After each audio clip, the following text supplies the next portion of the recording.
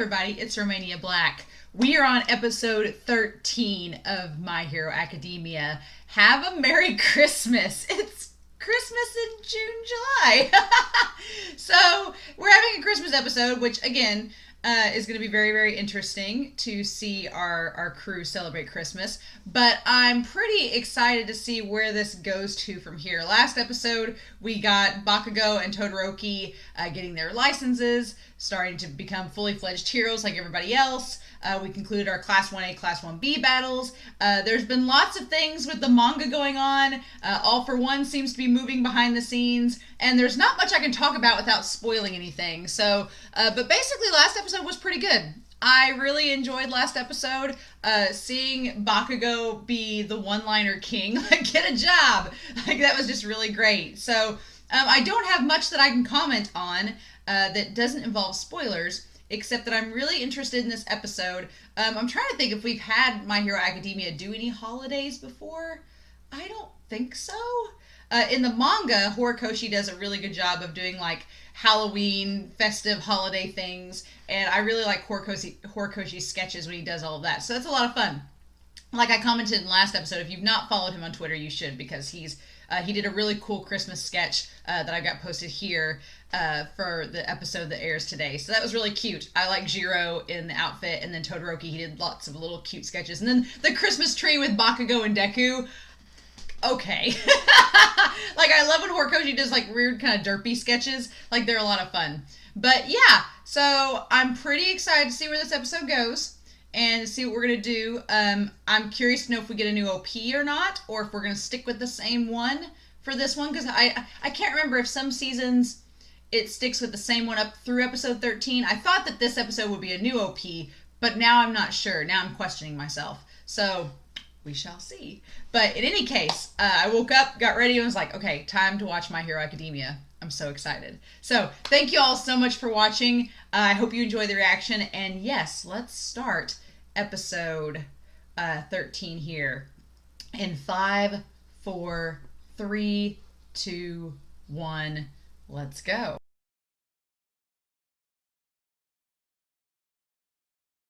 Oh my gosh, that episode was adorable, right?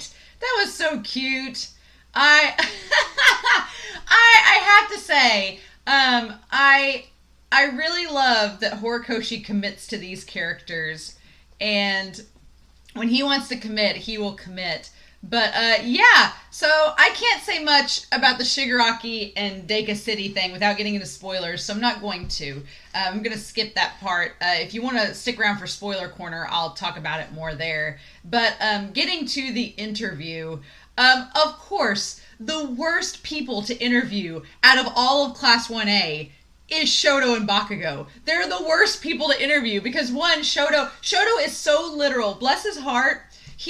He's kind of like, his dad's a little more, well, I don't know, maybe Endeavor's not as nuanced, but his dad's a little more up and up on what's going on. Shoto is, like, literal to a fault. A fault. And so when he's like, my smile will kill people, it's like, you dummy. I just love that Mount Lady's like, oh my god, you're the worst person to interview. And then Bakugo's the worst person to interview because he just doesn't want to talk to people. Bakugo is quite antisocial, and that's why I like Bakugo for being loud and abrasive. He's really kind of antisocial and introverted. He doesn't like talking to people. He doesn't like opening up and expressing his emotions. He would much rather you just leave him alone. And that's so funny to see him, like, just be like, I don't want to talk to you. And then I love that Kaminari says we had an hour's worth of footage and they used 5 minutes, which is pretty standard for a reporter to use, but it's just, oh my god, that is amazing. I love that so much. But yeah, I love that Mount Lady comes in to be like the celebrity, being like, look, this is how you conduct an interview. This is how you do proper etiquette. Because when you think about it, they are heroes. They're probably going to be interviewed after a rescue. And she's like, you want to maintain a good image and reputation. And she talks about how your finishing move is a symbol defining you. Like United States of Smash. That's a defining symbol for All Might. So that's so funny that these two are the ones that get interviewed. And it's and I love that Bakugo's like, I don't care about any people, and Shoto's like, we're friends. And he's like, when do we become friends? It's like, Oh, Bakugo is tsundere to a fault. Like, he does not want to admit that he has feelings and that he cares about people. But Shoto's like, we've become friends. And he's like, being close to somebody for a long period of time doesn't make you friends. And it's like, Bakugo. But, yeah, so that was all really good. And I like... I forgot that Mineta worked for Mount Lady. I totally forgot that. That was fantastic. And also Aizawa in his little slumpy suit. And I like that Midnight's like, we need to keep Bakugo away from the media. Like you, Aizawa, because that I hadn't thought about that. Bakugo and Aizawa are kind of similar in that they're just very blunt and to the point, and they don't sugarcoat or mince words. They just say what needs to be said and move on. And so I like that Midnight recognizes that. She's like, maybe we should just keep Bakugo away from the media. And if you notice, Bakugo is similar to Endeavor. Endeavor doesn't do a lot of interviews, and that whole Watch Me thing back in season 4 when Endeavor didn't really have a speech to give. He's just like, this is what I need to say. Bakugo's a lot like Endeavor in that regard. That he just doesn't feel the need to be flourishy with his words. And of course, I love Best Jeanist telling him, be like, you need to come up with your hero name. It has to be something from the heart. And... that's so sweet. But yeah, so going through that and getting into that whole thing, I liked the idea that Deku, of course, is rigid. He's total opposite of both of them. He's in the same boat. He just doesn't know how to conduct an interview. He reminded me of Ricky Bobby, where Cal Naughton Jr. is like, I don't know what to do with my hands. Or Will Ferrell's like, I don't know what to do with my hands. And that's Deku. And then he was so excited that he could control his power just a little bit. And of course, Bakugo's like, that's not good enough. And then poor All Might. Bless his heart. All Might researching the other wielders of One for All, and he just looks so tired. Like, his gaunt eyes just looked even worse. The principal's like, are you okay? And the principal, I haven't really noticed this or thought about this until I started watching Yu Yu Hakusho again, but the principal reminds me a lot of Koenma. I think just in his voice acting, he reminds me a lot of Koenma. Like, just his voice and his demeanor. And Koenma is like a tiny figure that has a lot of power. And so it kind of reminded me of that. And I thought that was a fun comparison to make. But yeah, oh man. And so we get back into talking about them doing the hero studies. And the old Public Safety Commission are kind of shady hero organization that is maybe good, maybe bad. But them saying, and I like that Midnight's like, do they not think that we're doing our job well enough? And I like that she makes the comment that this society is saturated with heroes. There's a lot of heroes. And I guess and the principal says, yeah, they're kind of concerned with the villain rise and the thing that happened in Deka City. Nobody stopped them, so they're worried that it's not enough and that the villains might be planning something big. And so... getting the current class to work with heroes to get prepared, and Aizawa being like, this is not normal to send kids into the work studies this soon, and he's like, I don't like it. So some ominous stuff being set up, right? Some ominous things being set up here, and I totally forgot. And of course we see Hawks with the commissioner, like they're planning him to do something, and I like that we get All Might talking with the detective and the principal. And I agree. All Might's like, I don't think that the traitor is one of the UA students. Because way back in season 1, season 2, they talked about there being a traitor. And that's still something, even in the manga, this isn't a spoiler, but it's something in the manga that's still being theorized, like who the traitor of UA is. I don't think it's any of the students. I'll talk more in the spoiler corner about it, but I don't think it's any of the students that are traitors. Because like All Might says, they all have a good heart. Like, I don't think that's the case at all. I don't think that's how it works. So there is that. And then I like that we get a flashback to Night Eye Society with Centipeder. Oh, poor guy having to do all of Night Eye's work and Bubble Girl helping him. But then, yeah, the Christmas episode. This Christmas backstory. If you get a chance to go back and rewatch the episode, watching Bakugo in the background, because he stands out, he's in that Punisher shirt and all black. Watching him in the background, not wanting to celebrate and being like, bah, humbug. And then Mina being the impetus where she's like, no, put on the coat, do the thing. I love that her and Kaminari are the total, like, we're going to get her to do these things. I find it very interesting as far as friendships in this series goes. I mean, obviously, Bakugo does not want to admit that he's Deku and Todoroki's friends, but he is. friends. Bakugo just doesn't want to admit that he's Shoto and Deku's friends because they're his rivals. But he's friends with them. But Bakugo does have a friend circle in his own weird way, and Kirishima and Kaminari are like his two best friends, especially Kirishima. But I like that usually if there's anything revolving Bakugo, usually who gets involved are Kirishima, Kaminari, and Mina. And Mina's Kirishima's friend from his childhood friend, so she kind of can get in on it. And Bakugo just lets it go. He's like, stupid piggy. But it's like, they're his friends. And then Ochako is Mina's friend, so that kind of she becomes Bakugo's friend too. So it's just kind of like a web of friendship there that's really, really nice. I like it. And then Eri showing up and being freaking precious as all get out. Oh my gosh. And I love the sad thing, like it was so adorable and cute in the moment, but then when you think about it, the sad thing is that Eri, because she's been with Overhaul this whole time, and he's not let her enjoy holidays. Like, she hasn't known what holidays are. Like, she doesn't know what Valentine's Day or Christmas or Easter or Halloween are. She's always been, like, in the darkness and not allowed to have fun or do anything festive. And so it's kind of sad that she doesn't know what holidays are. And Aizawa is having to teach her. So when she shows up and she's like, trick or treat, and he's like, no, that's wrong holiday. It's like, oh, she doesn't know. Like, it's so sad. And I love, it's so fitting. It's so perfect that she ends up, of course, Tokiyami brings a giant sword of darkness to all of this, and she ends up with it. It's like, it's probably one of my favorite images. If you get a chance to go read the manga, it's chapter 242, and it pretty much covers, chapter 242 pretty much covers everything in this episode.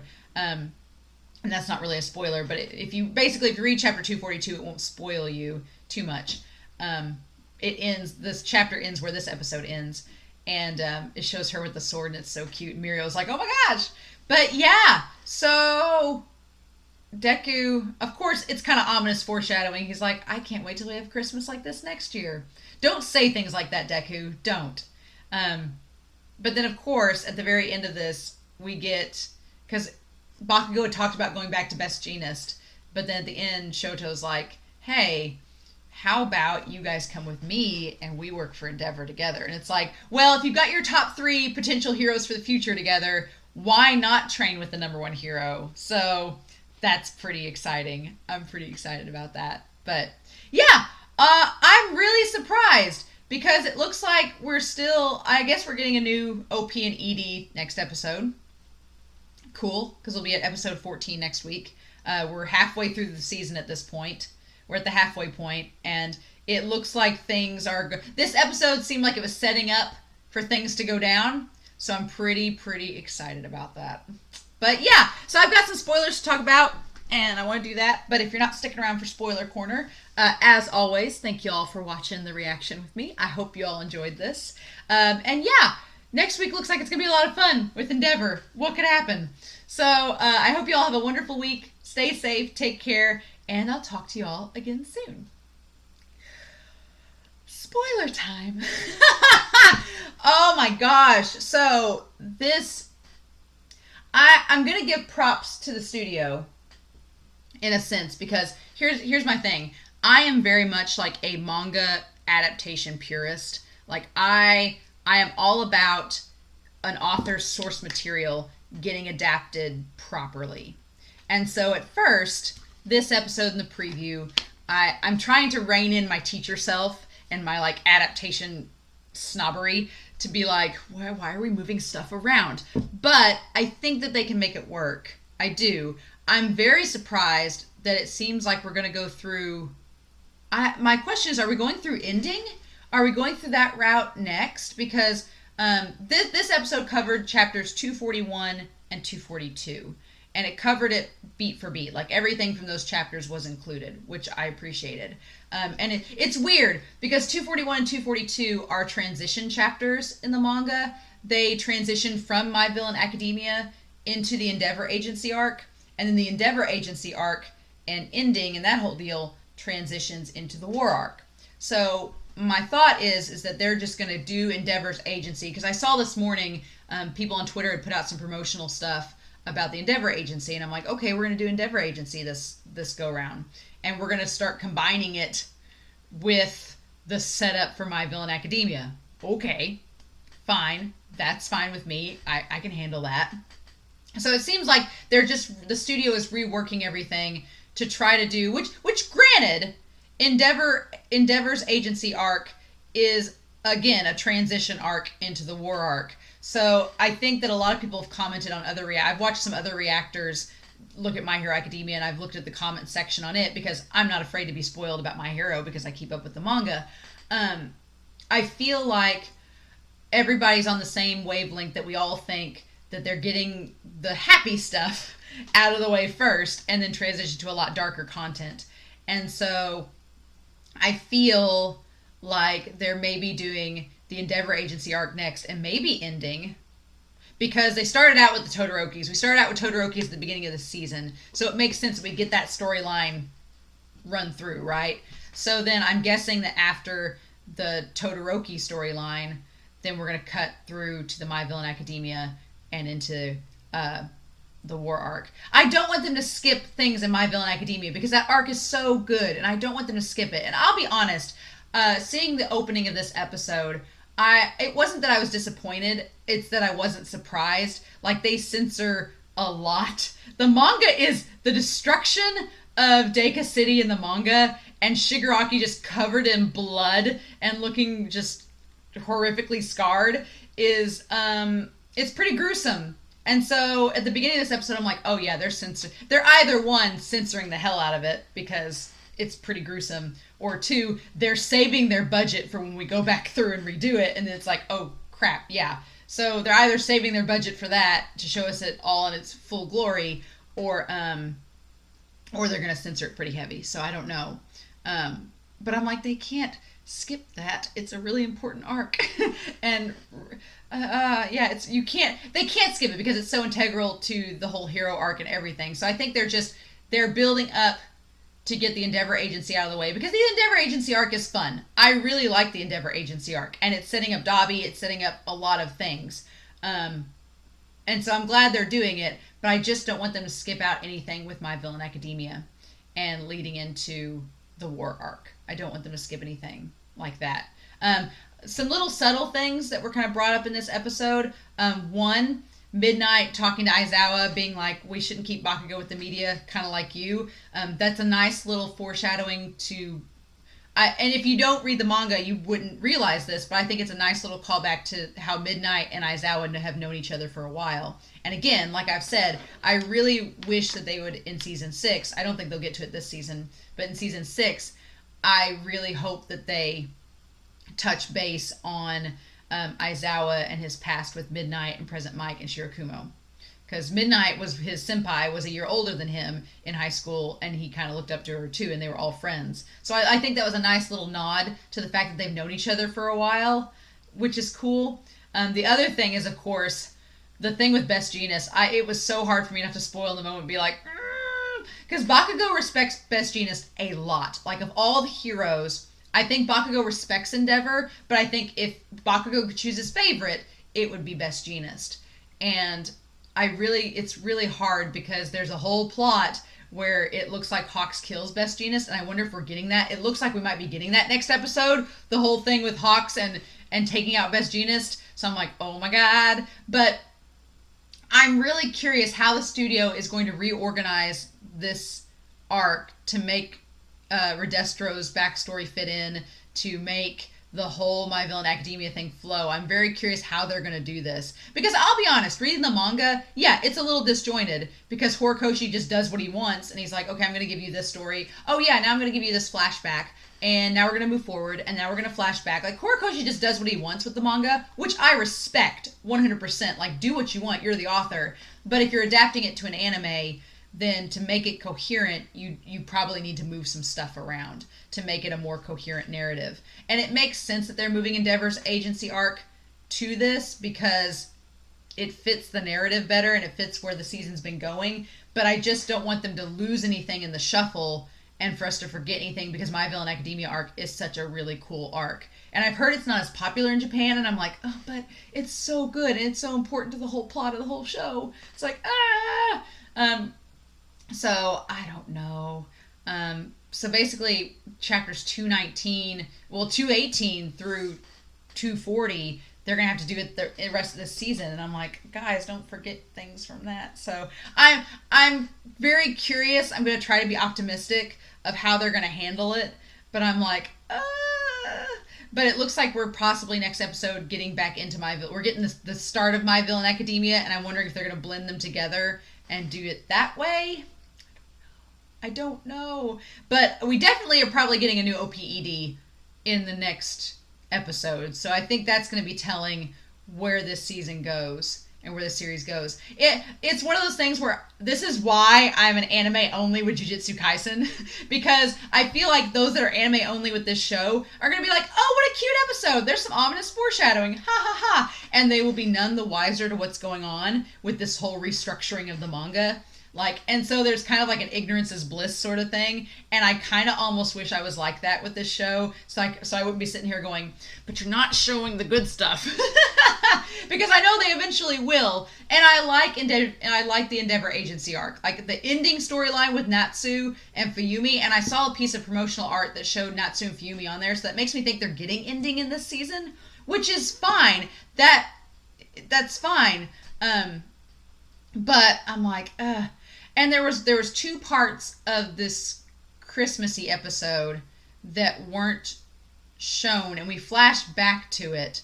And it's not in chapter 242, so it's fine that they didn't show it this episode. But I think that the season will end on, once the Endeavor Agency stuff is over. There's a scene where Aizawa goes out and talks to All Might. But see, here's the thing: in the preview too, it looked like All Might was talking to Deku and them about the notebook, because he's been doing the research, and I get why they put that. I thought they would end the season with All Might talking to Bakugo and Deku about the notebook and the wielders, but it doesn't. It looks like they're going to touch on it next episode. And there's a scene in that same chapter where All Might's like sitting outside and telling Aizawa, he's like, I'm doing all I can for these students, but I feel like I'm useless. And then he talks to Aizawa and they have like a heart-to-heart. But it looks like we're getting that next episode, which again, if you're trying to get all that out of the way before the My Villain stuff, sure, that makes sense. But I think that right now, the way that they've structured this, it flows really well. Like, if you were an anime-only person, you'd be like, oh, cool, this all is flowing right along. But if you're a manga person, then I think you're probably a little nervous like me. Not nervous that they're not doing it good, because I think they're doing it fine, but nervous that they're forgetting some things. And you're like, I'm like, please show the stuff that you're not showing yet. I don't want you to leave anything out. That's my whole theory. I don't want them to leave stuff out, because with this series and with Horikoshi's storytelling, everything is relevant. Every part is relevant. Like with Haikyuu, for example, when I reviewed Haikyuu season 4, there was stuff in the manga that was left out. And it's like little extra things. It wasn't too integral to the story plot, but there was extra things that I was like, man, I wish they'd included that. With this series, if you leave stuff out, it can have a big impact, because it's really important to know, like Horikoshi, every detail is important, and every detail kind of connects and has a point. So I'm like, don't forget to include that. So I'll be very curious to know with these next couple of episodes how far ahead we go, and then how we're going to backtrack to cover the My Villain Academia arc. Because you can't skip it. You just can't. It's important to the whole plot of the series. So I'm curious. I'm very, very curious. But in any case, I'm curious to know your thoughts down below. I'm not going to have any manga panels this episode. I'm going to save them all for next episode and see where we go to from there. But I'm very excited for the next episode. I'm super curious, and I want to know what's going to happen. But I don't know. It's a big, giant question mark. I thought this episode I'd have a better understanding of where the series was going, but I don't. I'm now more curious than ever, so we shall see. But in any case, I hope you all have a wonderful week. Please stay safe, take care, and I'll be back next week with episode 14, hopefully a new OP&OD for My Hero Academia. Bye.